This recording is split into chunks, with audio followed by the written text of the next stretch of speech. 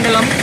ఇక్కడ తల్లాడ పట్టణానికి కేంద్రంలో ఇటు రాజమండ్రి సత్తపల్లి రోడ్డు, అదేవిధంగా ఇటు భద్రాచలం కొత్తగూడెం పాల్వంచ రోడ్డు, అదేవిధంగా ఇటు చూస్తే వైరా ఖమ్మం సోన్సో హైదరాబాద్ రోడ్డు వరంగల్, ఎన్ని యొక్క పట్టణాలకి రాజధానిగా కేంద్రంగా ఉన్న తల్లాడ పట్టణంలో ఇక్కడ మీరు చూస్తున్నారు. ఇక్కడ ఇదే ప్రాంతంలో ఇప్పుడు మీరు పక్కన విజువల్ చూస్తున్నారు.